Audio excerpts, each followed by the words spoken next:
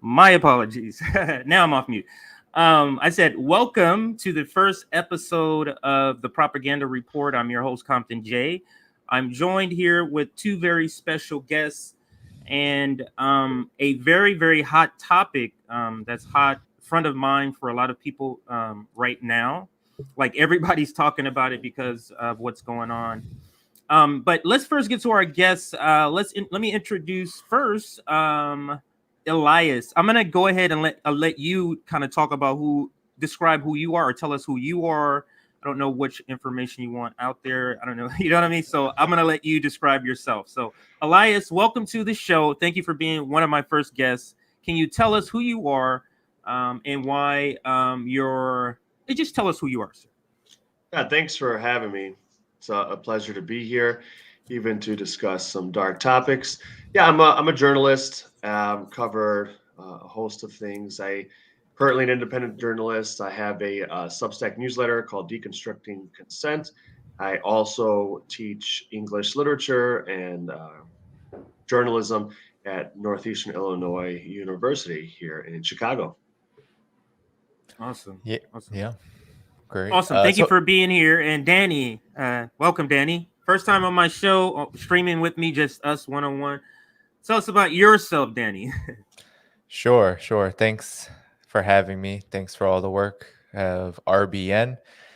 And yeah, so I am an independent journalist as well. I contribute to Black Agenda Report. I also have my own newsletter at chronicles of haiphong.substack.com.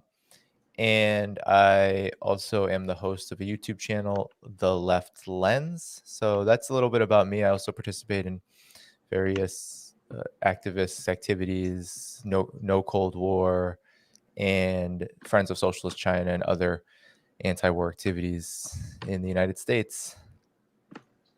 Absolutely. Thank you again, you both, for joining me for this episode. And I think you missed this part, Danny, but I literally just got back maybe 30 minutes ago from a weekend trip for my wife's birthday. So I'm going to hop right into the discussion because, so what I like to do when I have interviews is I have people coming on for discussions. I like to send sort of an outline of what the conversation I would like it to be.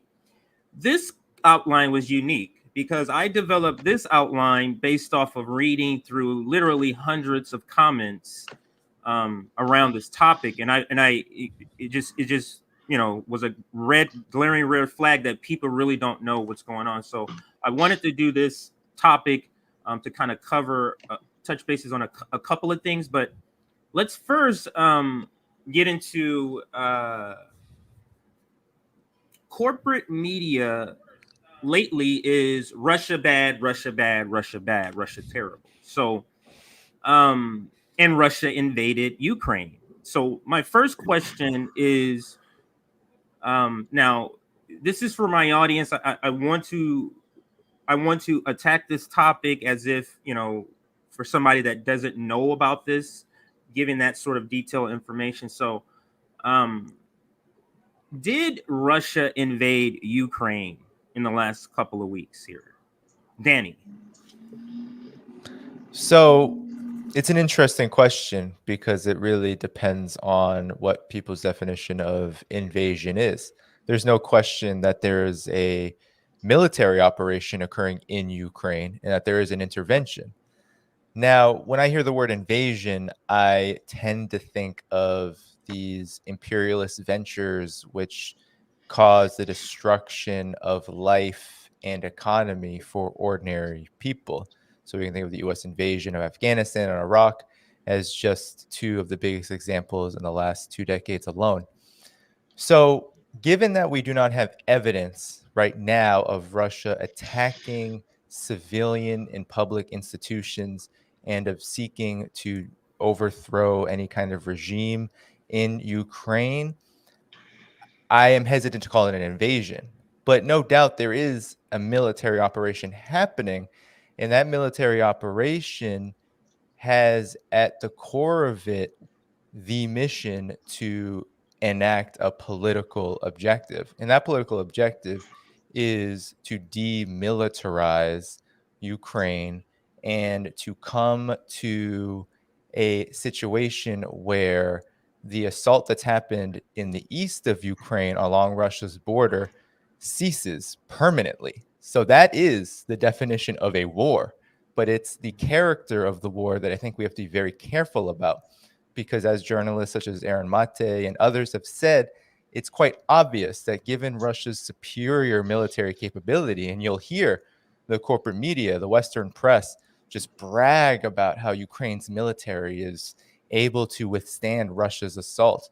Well, the thing that's happening is that Russia is in fact holding back because it has from the beginning said they do not want to see civilian casualties. Nobody should be mocking Russia for asking Ukraine's military to put its weapons down because they don't want to kill Ukraine military personnel either. That is not necessarily a bad thing. The United States, Europe has never done any such thing in its wars. It's never said, did it say to the Iraq's Ba'ath government to put its arms down before it Right. invaded in 2003? Did it do the same in Afghanistan in 2001? And we can go on and on and on in U.S. military intervention since World War Right. II, where no such thing has ever occurred. So I think for me, how I look at this military operation is, it's hard right now to say what supported or not supported. I don't think that's the question. I think the question is, what is the context that led to the military operation? Why is it that invasion is the term that is used? And what is the propaganda, as this show so astutely focuses on? What is it about the propaganda that we have been fed about Russia's motives, about what's going on over the past several years with regard to Russia and Ukraine, Right. that leads us to believe that there isn't a full story here and there's just one story, that Russia is attacking Ukraine and that it is a crime against humanity and all of this other stuff. We don't necessarily know that so much as we know that there is this long history that needs to be talked about. And yeah, I look forward to doing that here.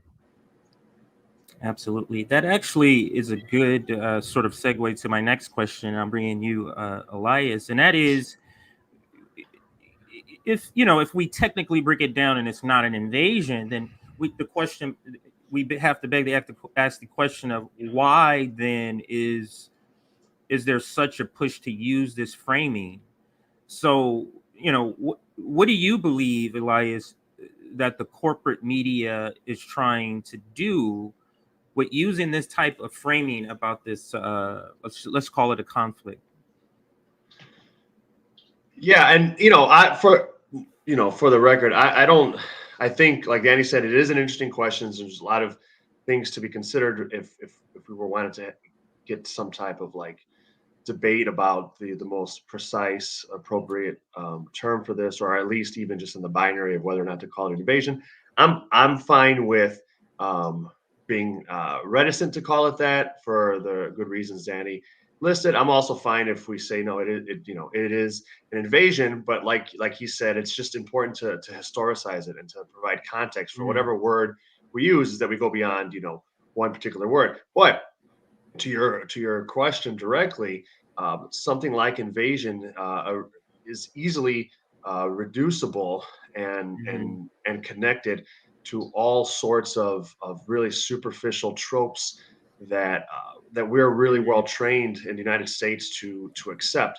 Not only us, but our parents and probably our grandparents as well. And in this particular case with Russia and the United States, speaking of Russia broadly and taking into account Russia, Soviet Union, one side is a bad faith actor, one other side is a good faith actor, one side is evil and uniquely power hungry and unstable, just unpredictable, and in opposition to democracy, whereas the other side is supposed to be pure as the driven snow, inherently good, although we might make some honest mistakes with policy, and fundamentally a defender of democracy. And I think that is the picture the corporate media is trying to paint here, as they always do. Of course, the good side being the true hegemonic force in the world, still at this point, the United States, and the easily reducible to tropes and one-dimensional stereotypes is Russia, which we've all been well trained to think of as just scary and untrustworthy implicitly. Right. And Danny, then my next question to you. Now you can also address this question, that previous question with this question, and that is, do you believe corporate media buys in to the war propaganda coming from the government, so they just regurgitate it like naively? Or do you believe they're part of sort of the PR arm to convince the public to be on board with this? What is your sort of take on that sort of topic or concept? There's no doubt that this is an operation in and of itself, that the propaganda that the corporate press, the Western press, is fueling about this conflict is in and of itself an operation. There is an incredible amount that is going into this operation, from the use of fake images, for example, as Elias was saying, making the Ukraine side of the conflict, which the United States and NATO is on. They're on the side of the Ukraine coup regime. They are making this out to be a battle between European civilization versus the Russian horde. And this racist framing has actually been criticized now by even much of the mainstream because it is getting so obvious, right? So not only do you have fake images being distributed of, let's say, President Volodymyr Zelensky supposedly going to the front lines with the military and fighting, right? All these photos are fake. They're from 3 months ago when he was visiting Eastern Ukraine, visiting combat units out there, combat units that are slaughtering Russian-speaking people, right? So there are no photos of him suiting up to fight alongside his so-called compatriots. But there's also this constant framing of Ukraine is Europe. Ukraine is Europe. We must stand with Ukraine because it's Europe. And what I find so ironic about this is that if we, we don't have to get into the historical quibbling over what is Europe, because that's a centuries-long process, colonial process, imperialism. What is Europe? But if we just look at the modern day political and economic arrangements, which really do dictate Europe, the European Union and NATO, the economic and the military power of this European imperialist orbit, Ukraine is part of neither of those things. And not only is Ukraine not part of either of those things, Ukraine is treated like a vassal state.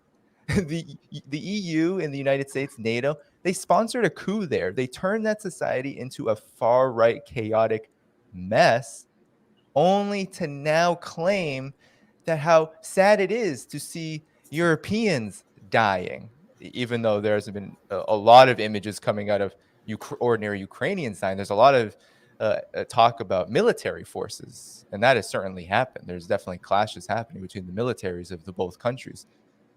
But what's ironic here is that the propaganda is getting so intense, so sharp, and it's so intentional, right? That every single, from French media, British media, we can go across the board. Everybody's saying the same exact They're all thing. saying the same thing. This is an assault on Europe. This is why we have to stand with Ukraine. So it is intentional. It is about fueling the military-industrial complex, right? We see now the EU Commission, they're going to send millions upon millions, likely hundreds of millions of weapons, as well as the United States is doing the same thing. They're using this to fuel the military-industrial complex. And ironically, they are also using this as an opportunity to try to forward some of these military objectives of this new Cold War, while at the same time actually accelerating the economic collapse that is likely to come from sustained and harshened economic sanctions on Russia, because this is really a war of energy as well. Russia supplying a large portion of Europe's gas. Right. And we just saw with the whole Nord Stream 2 canceling the U.S. pressure, the cancellation of the certification of that pipeline. And my opinion, and I'll just put this out there. My opinion, I don't know this as a fact, so I'm not saying this is fact. My opinion as to why Russia actually surprised everyone and said, okay, we're going to kind of clean house. We're going to make sure that this coup regime cannot fulfill its objectives of committing mass slaughter on Russia's borders and potentially further. We're going to stop that ASAP because we have realized that the United States is going to starve us with sanctions and completely and utterly disregard the financial and economic well-being of their own economies. That's sort of what my thinking is as to why Russia has been planning this and has been calculating and making calculating moves as to how to respond to what has been an escalating crisis in the Donbass for many, many years. And even in the last several months, it was escalating to many people's surprise, as we were just hearing over and over again, Russia's going to invade, Russia's going to invade. Ukraine's military was receiving lethal aid, and it was sending tens of thousands of troops, 100,000 troops to this region. And the slaughter was actually escalating as well. You see fake images being used of people in Donbass and Donetsk evacuating on an emergency basis, and we're being told that that's actually Ukrainian people in West Ukraine and Kiev evacuating, when actually it's in Donbass, because actually the actual war that's been happening has been occurring there for over 7 years now. Over 7 years. But I do have one follow-up question, just and this is what I want to do with these shows specifically. We want to break down to elementary vassal state. Can you talk about this? Now, I'm going to put the definition up there, but I want, because you mentioned that, Danny, in your when you were speaking just now, explain that to those that don't understand that, and then I'll put the definition on the screen here. Sure. So essentially, it's just a state that is completely and utterly under the thumb of empire. It essentially exists to serve empire. So any government state that has literally been put into place, and let's not even talk about, because there are people saying, oh, well, this government had elections in 2019, and completely ignoring the fact that in 2014, the United States, NATO, EU, they all came together to support the overthrow of an actually democratically elected government at that time, Right. Viktor Yanukovych. And not even to mention that this happened in 2004 to Viktor Yanukovych as well, a similar scenario, not as violent, but a similar scenario where a color revolution overthrew him. So essentially, a vassal state is a state that is put into place, usually in the modern era, in the era of imperialism. If we're just going to look at the last century of imperialism, it's really a state that is put into power at the behest of an imperialist power in order to serve the imperialist power. So all across the African continent, there are hundreds of coups that the U.S. supported after 1945. Patrice Lumumba in the Congo, Kwame Nkrumah in Ghana, and those governments that came afterward were essentially subservient to the economic interests of the United States and of its Western allies. So that is really what a vassal state is. It's quite a basic, but the intricacies are what happens afterward. Right. And I'm going to bring you back in here, Elias. I think you did some work or a recent article on authoritarianism, or am I saying it? Is that right? Yeah. Right. Okay. Yeah. So why? I guess that's a follow-up question, because the first question I had in my mind was, why does so many Americans not know that the United States participates in so many coups? But then I have to think. I have to bring it back and do sort of a beginning question to that. In what is the benefit, in your opinion? Why does the United States? Why is it such in our interest to have to overthrow these regimes, to have these regime changes? What is it that, like, why is so many countries doing so much against us that we have to say, hey, we need to change this regime, we need to fund this? Yeah, that's a great question. I think I think even when we have to interrogate, when we say in our interest in the in the nation's Right. interest, we have to think about what we mean. Maybe those of us sitting here and talking mean when we talk about the interests of America, the United States, and what is implicitly being referred to when it's said um, in conventional narratives. And I think often the conventional narratives use that language because it's a collectivist type of language, and it makes us think about our loved ones, our Mhm. jobs, our own safety.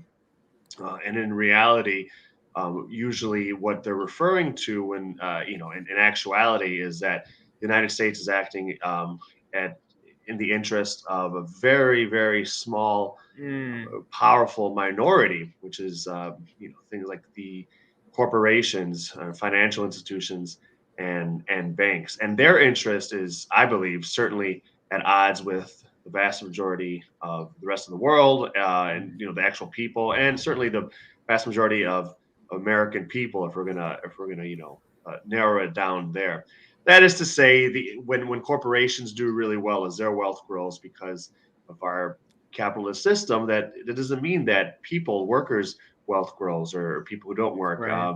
We don't have equal distribution, and as corporate interests are served at the tip of the spear of the United States military, intelligence organizations, they like to say that our interest as a nation is being served, but in reality, I would say it isn't. I think in a long view, it's a real short game that these financial institutions and banks and corporations are playing, using people's lives, and our national interest actually isn't well served. I think their profits are served. They want to monopolize resources and markets under their control, and they use the United States or any government really Mm. that they can. They're truly international at this point, even though they use the language of patriotism. They use whatever governments they can to meet those ends. But I don't think it's in the people's interest. I think it actually makes us less safe. I think in the long view, it actually makes citizens of the United States and residents of the United States Mm. much less safe when we go and terrorize the rest of the world, as we Right. have. Um, It's like we're putting a target on our back, like, well, yeah, or they are. Yeah, yeah, no, they are. sure, yeah, right, no, but no, I think even further back, I think we are, and I think so. We have a corporatized United States of America. We have what is functioning a functioning oligarchy where the will of the people is not represented by what legislative bodies, local or federal levels do. It's certainly not even what executive branches, the local and federal level do. And I think that's reflected, or at least it's paralleled by corporate control increasingly of the media, the mainstream media that we consume, and their interests are well served, often directly in a certain sense by these wars. I mean, it's not even for some of these companies that produce the news and the commentary that we the majority of us consume on a day-to-day basis. It's not even like a secret squiggly line that we have to follow. They're just Right. sometimes they're Straight directly, line. like, yeah, they're directly owned. Sometimes a Straight media line. company conglomerate is also a weapons manufacturer that will directly benefit from wars, which are Right. privatized. So Right. there's a straight line to the way that corporate media, uh, at least the owners of the media companies, can benefit financially from the type of framing and the type of rooting on for war that we're getting. And I think I'll just leave it at this for now. I mean, it's really noteworthy because I mean, in many ways, at least stuff that I've been seeing. I don't know what you all think about this, but the corporate media and even the liberal corporate media has been chastising, and Joe Biden, the president, for when he has not been taking satisfactory like war stances that are satisfactory Right. to them. I think they've been pushing him rightward. And this is a man that doesn't need any help being a warmonger, but I think he's been chastised not for being, a big architect of our current surveillance state or carceral state, or for opposing racial integration in the '80s, or for being a sexual predator, but he's chastised when he is not, when he's taking measured language or language too measured against Russia. And I think that's really, really noteworthy. They're trying to push him towards war, I think, even That more is than it's a the government trying to control the media. That is a great point. And let's bring Danny back in. I do have a unique question. This is one of my favorite questions here. Where does factual information about what's happening on the ground in Ukraine end, and where does propaganda for war begins? Where is that line? Because we may see something and say that's propaganda. But the person who is the propagandist, the person who is delivering it, they'll be able to rationalize everything. Oh, you don't want to use the word invade? Okay, semantics. We'll use this. You get what I'm saying? Oh, we have these videos of these people saying this. We got this. We got, you know what I'm saying? So it's like, and you made a point to this, or you were speaking to this earlier, Danny. It's like a bombardment of this type of information that the average person, in my opinion, the average American, in my opinion, and specifically the average person who watches cable news, like that line is so blurry. And how do we define that? How would you describe where that line is? Well, I think the point that Elias made about the corporate media fueling war and pushing Joe Biden to be tougher on Russia, which is a big theme in just the corporate media in general. Tougher on China, tougher on Russia, just be tougher on foreign policy in general. I mean, that really is the Pentagon speaking.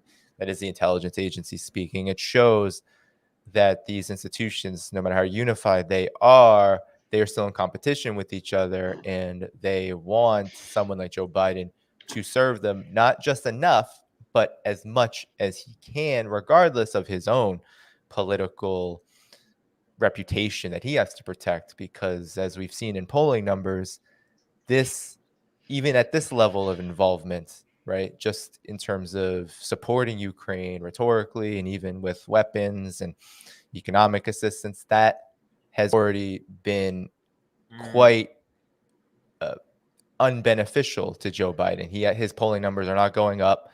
And in some cases, this kind of quagmire risks even further decline of his whatever popularity he has at the moment. It's very small. So with that said, in this kind of environment, it's hard to even know what the line is, right? Where does it end? Where does it begin? Where does it end? Because there isn't one section of the establishment that has any interest in reporting on what's going on the ground in a way that is factual. And a big reason for this is because those at the top, especially militarily, understand across the Western world, in the United States, Pentagon, etc., they understand that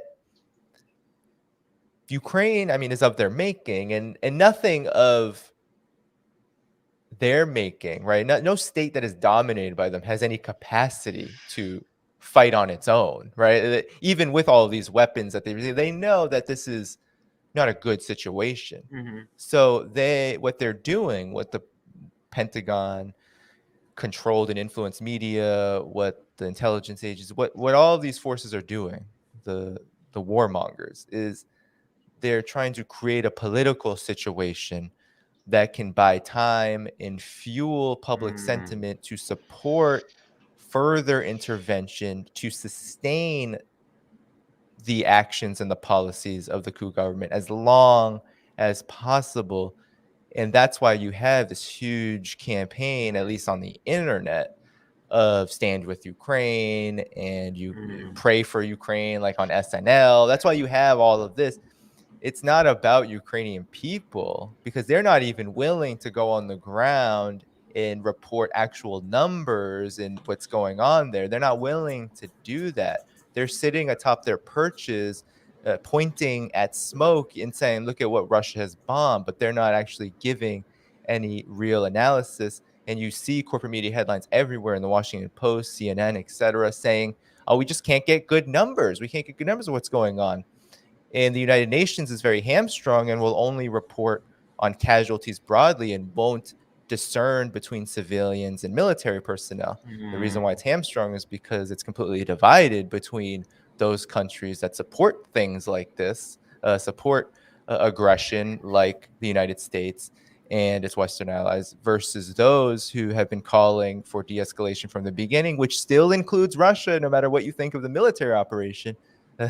Over the past, even just the past 8 years, Russia has been at the forefront of trying to enforce the UN conventions, the UN Charter, and international law generally, and China as well, and a host of other countries that form this groups of friends in defense of the UN Charter. They have been trying to avoid situations like these for years and years and years.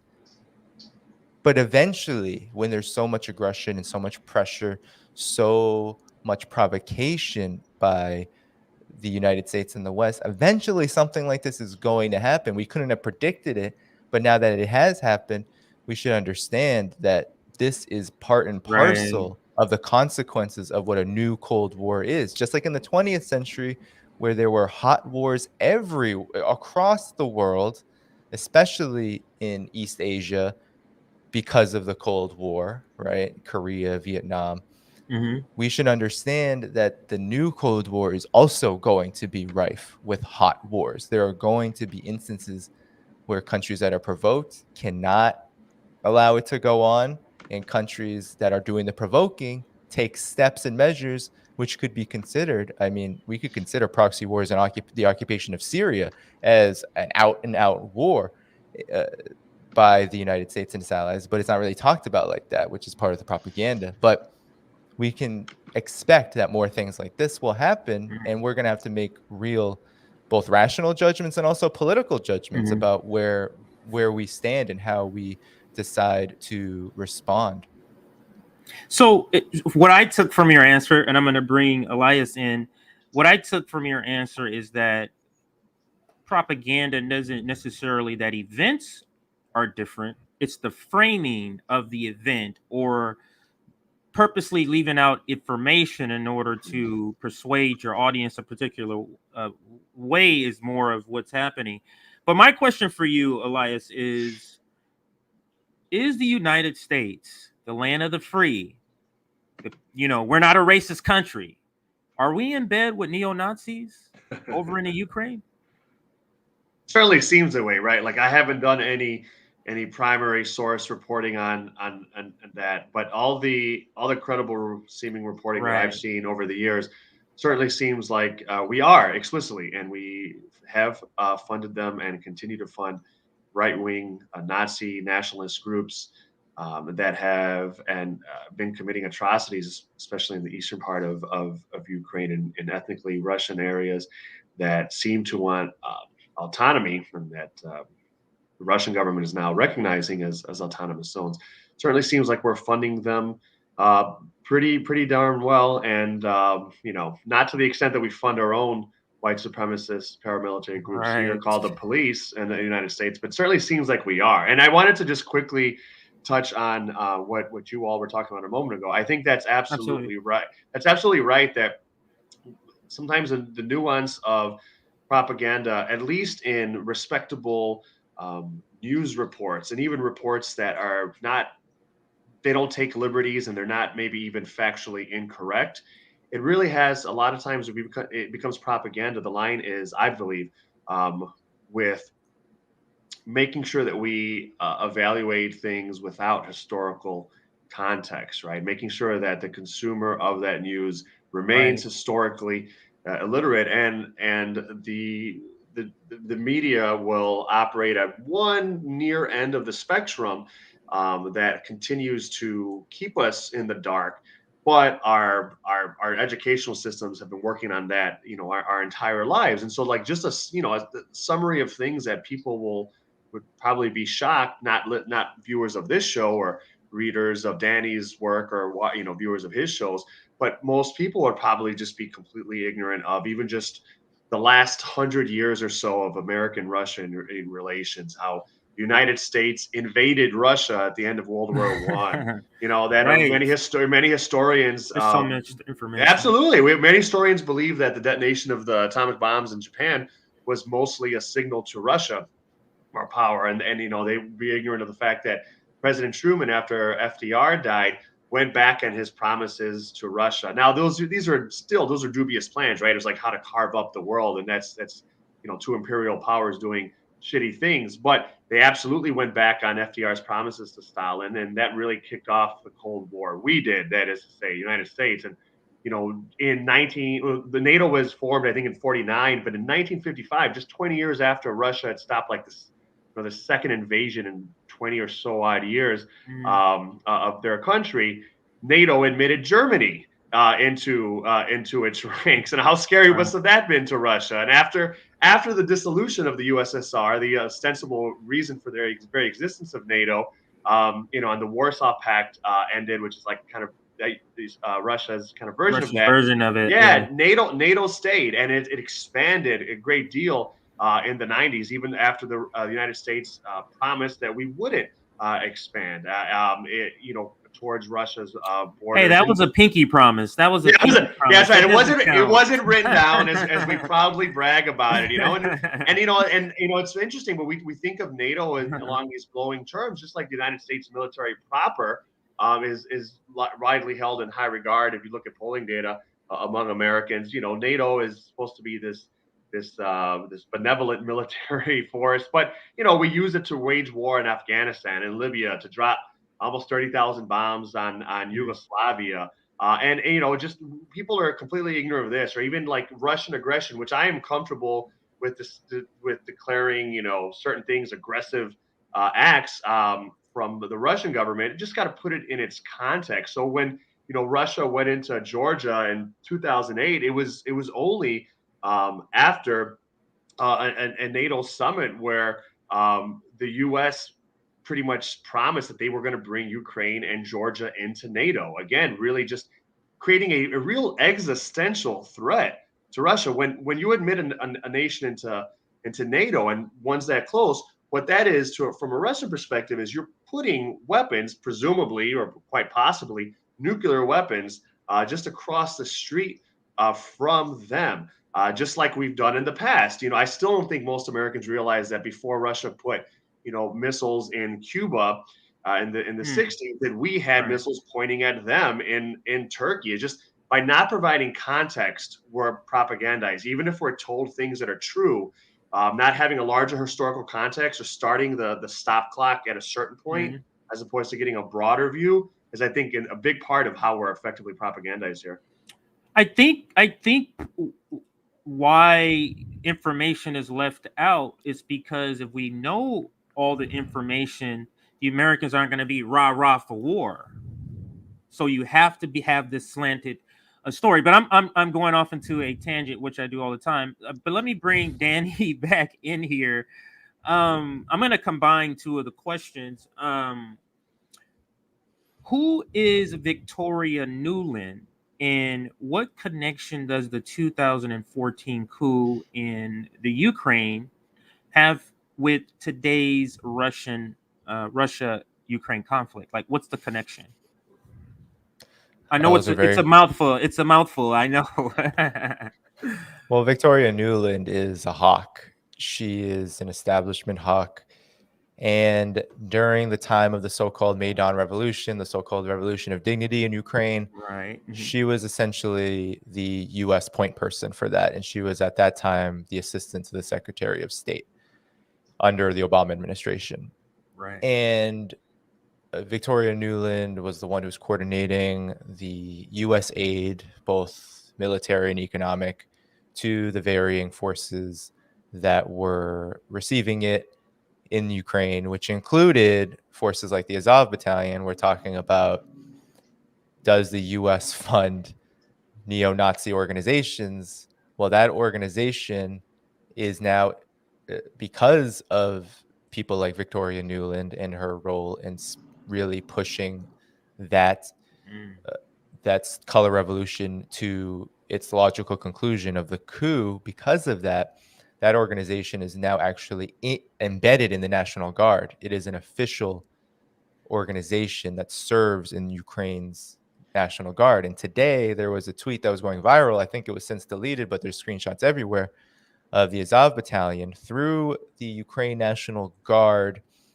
Twitter page saying that it was greasing bullets with pig's blood to fight Kadyrov, which is the Chechen military force that has said that it will fight on the side of Russia. It's greasing bullets with pig blood in order to shoot at Islam practicing Chechen soldiers. So the most vile racism you can think of, and calling them orcs nonetheless, this vile racism and Islamophobia that comes out of the mouth of forces like the Azov Battalion is promoted and is part of Ukraine's National Guard. That just shows how deep the far right and the neo-Nazi forces in Ukraine, the Organization of Ukrainian Nationalists, the OUN, which has a long history, all of these forces are now part of the military state, which in some ways, especially under a coup regime, which has no quote-unquote democracy, or forget the parliamentary elections, those were created out of a coup, out of a US-backed coup. In a lot of ways, the power really resides in the military, and that's who runs countries like Ukraine. That's who really runs official policy, and that's the case across the world, wherever you see a Western and US dominated country operate, right? If you have control of the military, you have control effectively of society, and these right-wing forces do. So Victoria Nuland was really the architect of this. She was found on the streets of Maidan Square passing out cookies, really revving up and showing US support for this coup. And then there was the infamous leaked phone call where she was talking to the US ambassador to Ukraine at the time, Jeffrey Pratt, where she was essentially picking the next leader of Ukraine who ended up becoming the next prime minister. And of course, the corporate media focused on how she reacted to Jeffrey Pratt's assertion that the EU was kind of dragging its feet and helping to mediate this transition. And she goes, F the EU, right? And that was the focus, the embarrassment. But what was really happening is she and Pratt were talking about who they want as the leader of Ukraine so they can have the right economic policy, the correct economic policy and military policy and whatnot to serve their interests. So that's who Victoria Nuland is. She's a hawk. She's one of the most rabid anti-Russia hawks that the U.S. establishment has.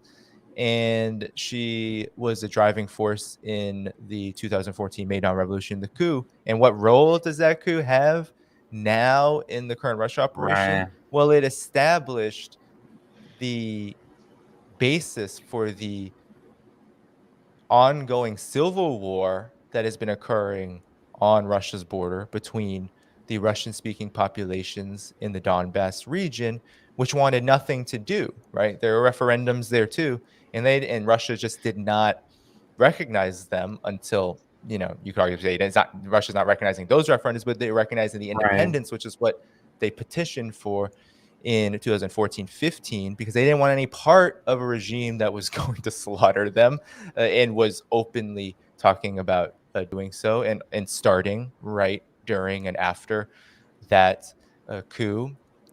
And so it has everything to do with it, because the whole narrative, right, since 2014 has been Russian aggression. Oh, if you don't want to believe us now, if you don't want to believe the West now that Russia's being aggressive during this military operation, we already have a precedent with Crimea. Well, Crimea actually, through a referendum, voted 90+% to join Russia because it's a majority Russian-speaking region. And they also did not want the border closed and the inability to trade and to connect with family and all the cultural ties. But then there's also the straight fact that that war that was happening in Donbass was coming to Crimea, and people there didn't want any part of that. And for good reason. We've seen that more than 14,000 people have died. I think thousands of them civilians in the Donbass region since the coup. And 80% of those are located in places like Donetsk and Lugansk. they're located in the eastern Ukraine portion of the country, and they're of non-government forces, meaning that they are essentially absorbing the majority of the casualties of that conflict. And so having that happen right on your border is the equivalent of, although I don't necessarily love these equivalencies because it's like you can't compare like Russia and China they're to never the United the States, same. but it's like if Russia was to Mhm. fund a proxy war with Mexico on the US-Mexican border and essentially threaten to, let's say, take Texas, right? Like that's kind of what is happening. Even though Texas is a colony, really, it's a historically colony. Right. So there's no good comparison, but essentially we have to understand, and I know that you were going to get into this, where especially people in this region forget just saying Russia, right? Just the entire eastern region of Ukraine and Russia, what it means to have that kind of war conducted by a coup regime happen on your border, right? I think we have to understand that that is a very sensitive thing and one that provokes the kind of response that Russia has taken. And honestly, it could have provoked something a lot worse than what we're at And what least we're reportedly seeing. and allegedly seeing, because I mean, I get it, right? The media Right. doesn't want to look at the Western media doesn't want to treat Russians as white people or Europeans. So their lives don't really matter, right? And that's been the case since the coup. Is we hear very little. There's no stories about that in the corporate media. There's no real admissions as to who's doing the violence. It's always, oh, these Russian separatists, these Eastern Ukrainian separatists, they're causing all sorts of trouble, right? And without any These are the ones understanding, that we're funding. These are the ones that we're funding to fight the Russians, correct?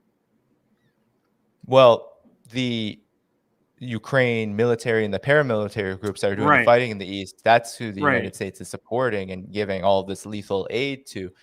And a note about that, right? Zelensky announced that, oh, we're giving away guns to everybody and weapons to everybody. And people were like, that's so heroic, when not even recognizing that that's a really reactionary policy. What in what land, in what scope of international law has it ever been okay for a government to just start handing out weapons to anyone, even in a conflict like that, to anybody, to just use them, right? That is a reckless and reactionary policy that shows how incredibly illegitimate that coup government is. Because if you're literally just saying we're going to hand out guns to anybody with no training, no real operation, you're talking about forces like Azov and other far-right forces just literally being given the okay to do whatever they want, right? And that includes escalating everything that we have been discussing in terms of Donbass. So,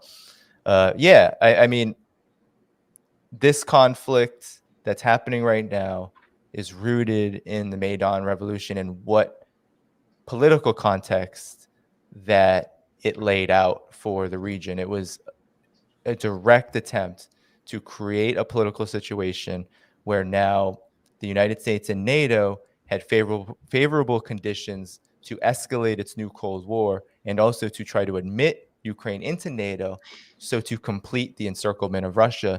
And militarily and economically, because sanctions came right after the Maidan Revolution and how Russia responded with the Crimea referendum, it is all about strangling Russia into collapse. It wants to see a second collapse of Russia because Russia has not been playing ball in the same way as it did during the immediate fall of the Soviet Union, the first 10 or so years of that.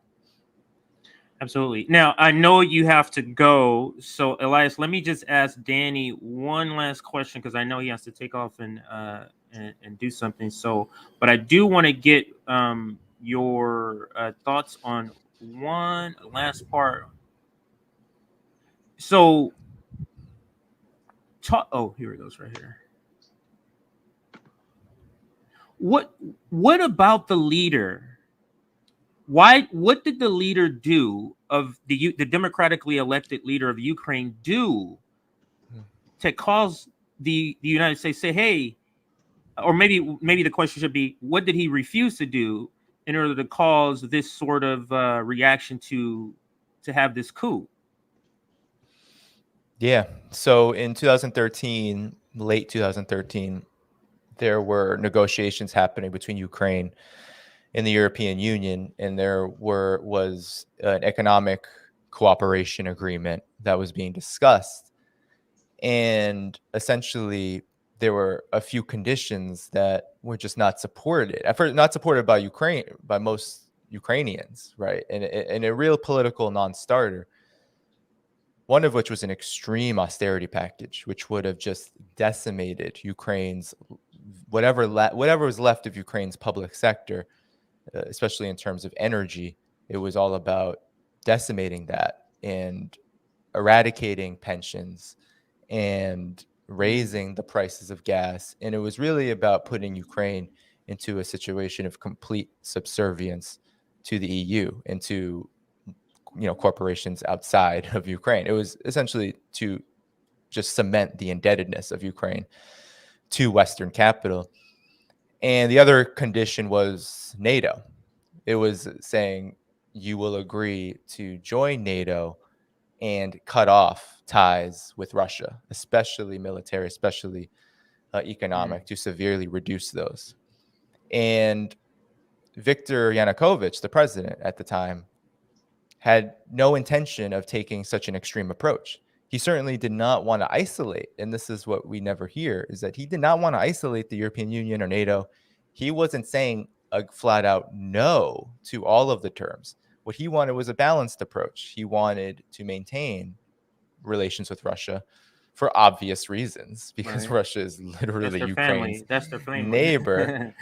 So it was really about what was beneficial for Yanukovych and the government at the time. And so the reaction to those terms being rejected was made on. It was, okay, Yanukovych is not going to do what we want, is not going to take all of our terms. And so we're going to force it upon him. And not only are we going to force it upon him, but we're just going to accelerate the process and just replace him altogether. And that was the real core basis of Maidan. It was to ensure that Ukraine would take the full scope of what the IMF was offering. And that's what exactly happened. There's a huge IMF deal of tens of billions of dollars that was signed. I think tens of billions of dollars over the course of many years to essentially conduct shock therapy, austerity on Ukraine's public sector, and also to ensure that Ukraine was a military junior partner of NATO and would cut off ties with Russia altogether. And while that didn't necessarily happen fully, there certainly has been a significant reduction in worsening of ties between Ukraine and Russia ever since 2014. And it has only worsened over the course of the years into what we have now. And there were people in the chat talking about the Minsk Accords, and those accords are very important because that was what was agreed upon, right? That was the internationally agreed upon sort of stalemate agreement, which said that there would be a neutral Ukraine, that it wouldn't be for NATO and it wouldn't be Russia, that it would remain neutral to both, and that there would be a ceasefire in Donbass. And that was continuously violated. It has never been enforced because Ukraine has never actually abided by that agreement. And so you had that happen in two different iterations. And now, they're a thing of history. That ship has sailed, and we'll see what negotiations. I know there's negotiations that were brokered by Belarus today, talks that are happening. We'll see what those produce. But anything like Minsk seems difficult to imagine under the current political arrangement.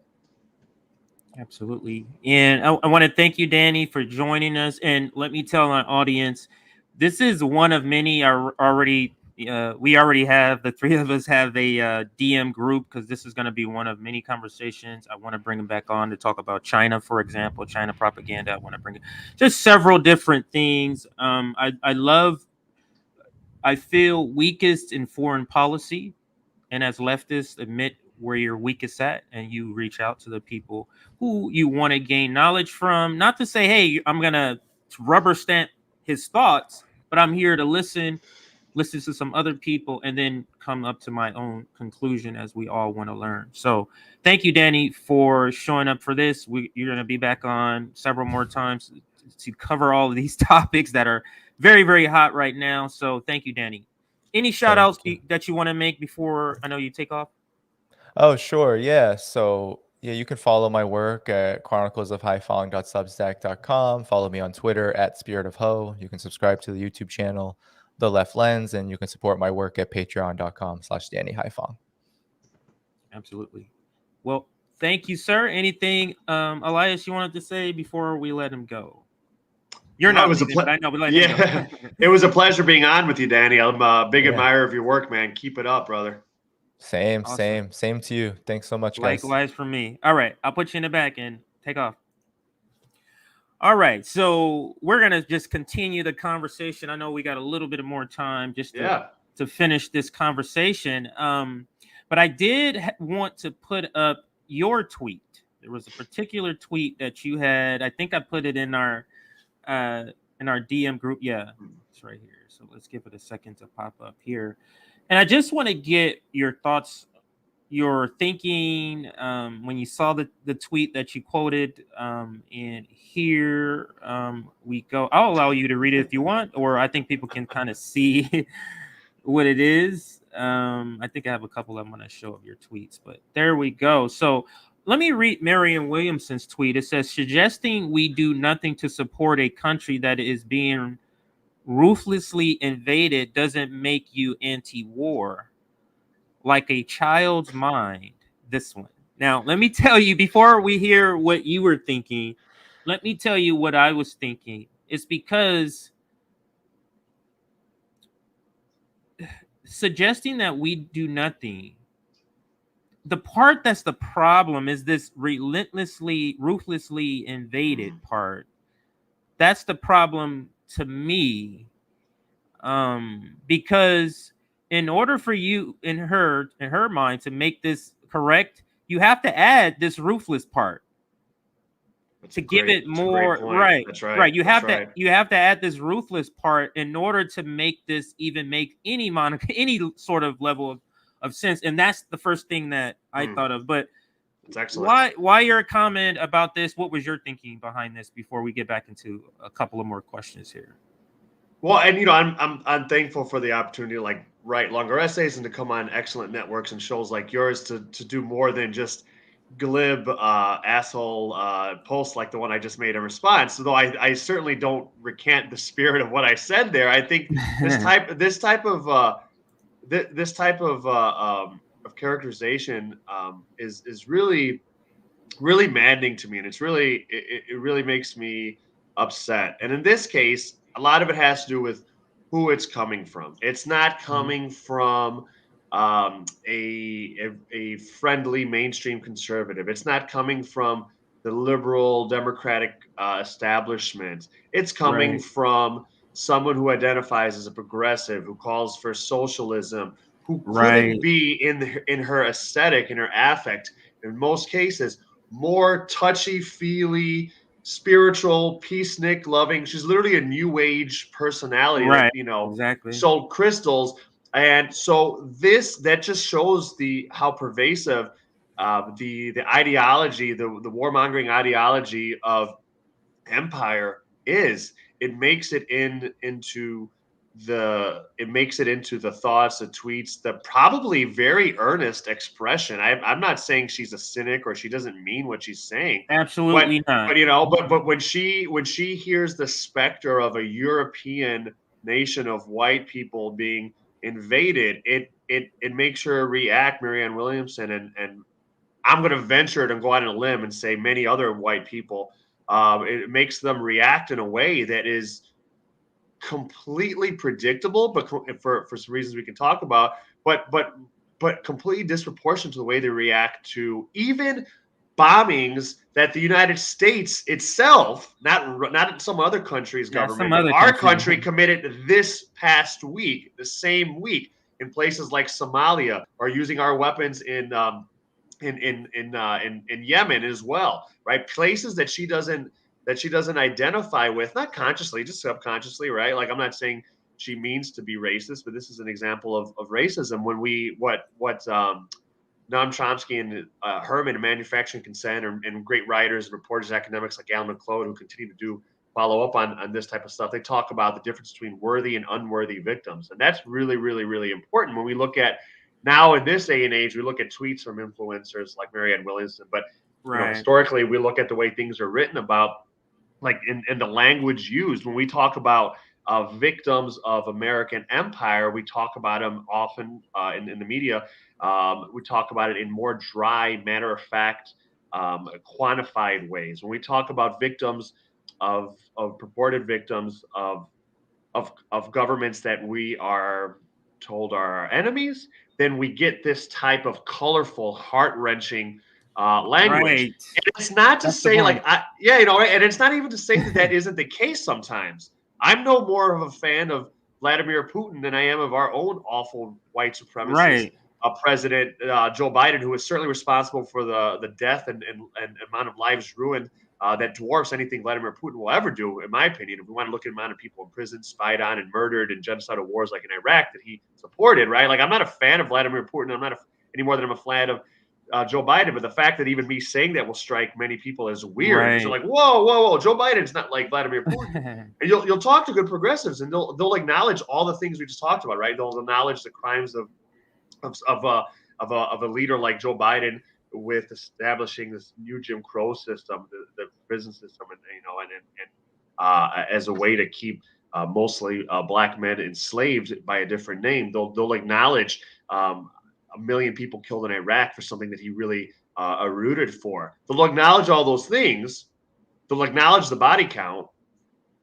But then if you want to say, well, that makes him worse than someone with a smaller body count, they're like, whoa, I can't go there. Why is that? Ideology. Ideology stands in their way. And I think it stands in the way of someone like Marianne Williamson, because this is, I mean, the do nothing stood out to me too, Jay. I wonder what you think about that. The do nothing, like think about how much goes into thinking that we have to, quote unquote, do something. And to assume that when the United States does something militarily that we do good, how diluted, how indoctrinated, how ideology filled do we have to be to think that this time the United States' military is going to be a force for democracy and good and saving lives, and in total contravention to a history that rationally she's probably very aware of. But you're actually got to the point that I was just wrote down that I wanted to make off what you're saying. That is white supremacy conditioning. So even people who don't feel like I'm racist, but if the culture is ingrained with white supremacy, things that you think is normal, like tipped servers, paying them less than minimum wage, you think, oh, that's come on, they're getting tips. No, that's leads to slavery. That's where that comes from. So it's so you get what I'm saying. So a person who thinks it's okay to have, they don't have any idea, because it's white supremacy conditioning. But I do, it's so funny how sometimes these segments is like the perfect pivot point, and what we're talking about was this video was what we're talking about now actually is a video I kind of want to bring up to prove the point. And Danny was one of the people, let me put this off. Danny was one of the people who retweeted this, and it's pretty amazing. But I guess I can read let me go back and read Danny's take on it. Eurocentrism and white supremacy are the ideological bedrock of imperialism. Russia is being portrayed by the media as an Eastern savage raping Europeans. Yet the West would never stage coups and openly conduct regime change in European countries like it's done to Ukraine. And it's just children being killed every day. Let me pause it here and give it the proper introduction. So this is Zelensky himself speaking here on the BBC. Russia invasion of Ukraine. Me, I'm sorry. It's very emotional for me because I see European people with blue eyes and blonde hair being killed, children being killed every day with Putin's missiles and his helicopters. I'm really failed to understand why that was why he interjected blonde hair and blow. I mean, Right. I'm trying to look at it, Elias, from his point of view as just speaking. You know what I mean? Yeah. Like, what is the purpose of having that? Do you have any thoughts or opinions about inserting that? I'm gonna bring that video back up and play the rest of it. Because there's a lot of I wanted to there's touch on journalists that doing first. the same thing, but no. So I mean, I would say let's assume for the sake of argument that he is being earnest there. That's not Right. hard to believe. That it really hits him harder when he thinks about white people being killed, because the implication is, hey, we all know that these other countries they always talk about they're war torn, or they're ravaged by violence unattached in name to the colonial powers that commit it, right? It's a thing that happens in certain places because these people are savages or uncivilized or things of that nature, right? And I could believe that he honestly thinks that, and maybe he's doing it without reflection. But he's a politician, so I also think he knows that this is going to tug in the heartstrings of, in this case, European viewers, the BBC or American ones, other white. I think he knows that this is what they feel. It's just the fact that they're saying it is interesting, but that's always what they're trying to get across. You even see this on social media where they're showing a video of this young girl hitting a military troop, and it's saying it's going like wildfire, saying, look at this, is a Ukrainian girl slapping a Russian soldier. It's actually a Palestinian girl who was imprisoned for doing that to an Israeli person, but that it never spread by like wildfire in a sympathetic way back then. So I think you could be saying it for cynical reasons, because people think this way and people think it's safe, because I think even in the liberal mind, they don't realize the ways in which they're racist when they talk about culture. This is something that Ibram X. Kendi, I think, talks about in his book Stamped from the Beginning, which is on one part it's like a history of anti-Black racism in the world, and it's super useful in that regard. And he also does racial theorizing and and theorizing about racism. And I definitely recommend that book. It helped me a lot in understanding. He rejects the binary of racist or not racist. He says not racist is not a space that you can occupy. You're either racist or you're anti-racist, and anti-racist is not the absence of any prejudice. It's a commitment to fighting it in yourself and society. And he says that basically he had to fight. He talks about having to realizing at some point, like, he had to fight anti-Black racist ideas that were in his head. He always thought, of racism as being simply the idea that, in this case, let's say the world is being taught that Black folk are biologically, different or inferior. But he said a big part of how people become inculcated with racist ideology is thinking that it's not that people are biologically different. That's Hitler science. That's racism. But liberals are certainly okay with thinking that certain cultures just have issues, right?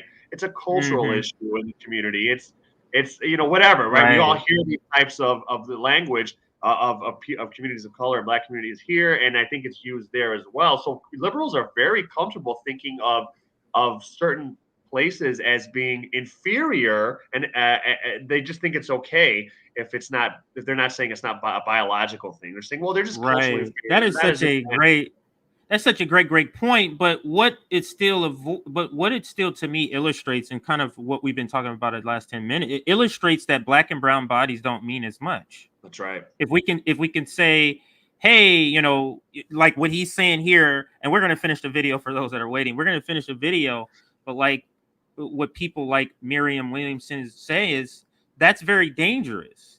Yes, they're unworthy victims, right? They're unworthy victims. Right, exactly. And it's not saying that she's racist, but if you grow up in a society that devalues Black and brown bodies, you're able to say, you're able to accept the propaganda that says this is okay. That's the part. That's the part that I'm saying. So let's finish the video because we're gonna be ending here pretty soon. But this video I did want to get through. So let me rewind it just slightly and then we'll finish this video. 4.3 million views. I wonder why.